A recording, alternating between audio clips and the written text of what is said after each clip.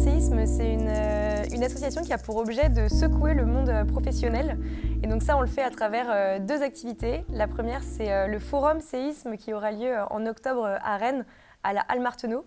Et c'est un forum de recrutement à impact pour les jeunes, pour permettre aux jeunes rennais et rennaises, et plus largement aux jeunes bretons et bretonnes, de trouver leur place dans l'impact en trouvant un stage, une alternance, un service civique ou un emploi dans une entreprise qui a du sens sur le point de vue écologique et social.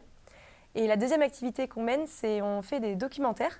On a fait un premier documentaire sur la quête de sens des jeunes issus de grandes écoles qui s'appelle Rupture, qui a été primé à Cannes lors du Festival international du film écologique et social de Cannes.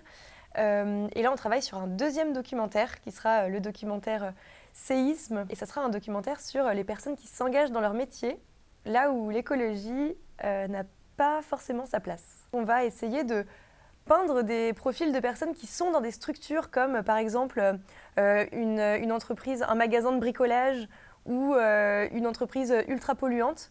Et en fait, montrer qu'au sein de ces structures-là, il y a des personnes qui, en interne, en sous-marin, sont des infiltrés de l'écologie et qui, avec leurs actions du quotidien, permettent de transformer ou au moins de réorienter la structure dans laquelle ils travaillent pour la rendre plus vertueuse.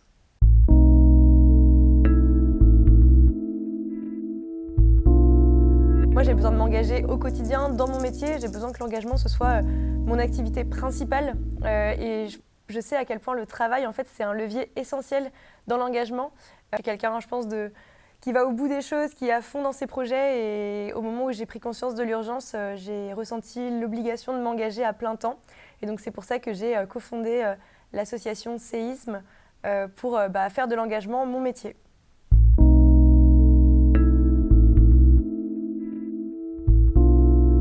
C'est la tournée qu'on a faite avec Arthur Gosset, le réalisateur du premier documentaire, donc Rupture.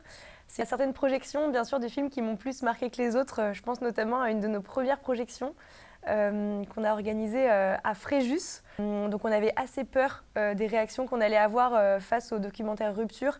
Parce que les parcours du film Rupture, c'est des parcours qui sont quand même assez atypiques et qui peuvent ne pas être compris par certaines personnes, et notamment par les personnes de génération de nos grands-parents. En fait, on s'est retrouvés face à une centaine de retraités ultra engagés qui témoignaient sur leur engagement depuis des dizaines d'années, qui nous racontaient qu'ils avaient fait leur propre rupture dans les années 70 et que depuis, leurs enfants et leurs petits-enfants ont aussi fait des ruptures. Et en fait, c'était une projection hyper riche et ça donne, je trouve, beaucoup d'espoir de voir qu'il n'y a pas que la jeunesse qui s'engage, qu'il y a toutes les générations.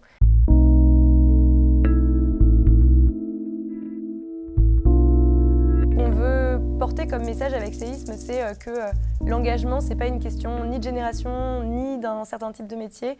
Et en fait, on a envie de faire en sorte que tout le monde se sente propriétaire des questions de l'engagement. Enfin, nous, c'est ce dont on se rend compte sur le deuxième documentaire sur lequel on travaille, que des personnes qui travaillent dans des métiers, par exemple à l'usine ou en tant que vendeur, ce qui peut les bloquer pour l'action au quotidien, c'est de se dire « je n'ai pas la légitimité, pourquoi est-ce que moi je porterais un projet plus que quelqu'un d'autre ?»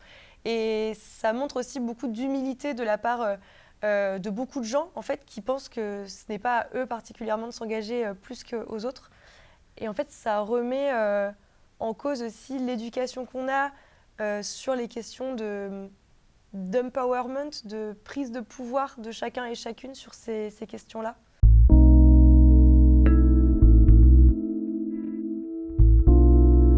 Prendre l'exemple d'une femme que j'ai rencontrée il n'y a pas très longtemps et qui m'inspire beaucoup dans ce qu'elle fait au quotidien. Elle s'appelle Sandrine Roudot.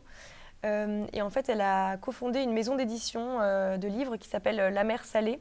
Et elle a écrit plusieurs livres, notamment sur les questions des utopies. Et ce que j'adore avec Sandrine, c'est qu'elle est extrêmement lucide des questions de transition écologique, de l'urgence qu'il y a, de l'importance que chacun se mette en mouvement. Et elle transmet son message sous le prisme de l'utopie. Et comment est-ce qu'on crée des nouveaux récits, comment est-ce qu'on invente de nouveaux imaginaires pour faire en sorte que les gens s'engagent. Et en fait, elle dit, on parle jamais des récits positifs, de regarder, on réussit à la faire, cette transition. Si on n'a pas cette vision long terme, cet objectif, cet enjeu et cet horizon au loin de se dire le monde de demain, en fait, il peut être encore mieux parce qu'on sera encore plus en harmonie. Et en fait, réenchanter cette vie-là de demain et montrer qu'on peut y arriver si on s'en donne les moyens, et je pense que ça peut permettre à certaines personnes d'aller dans cette direction.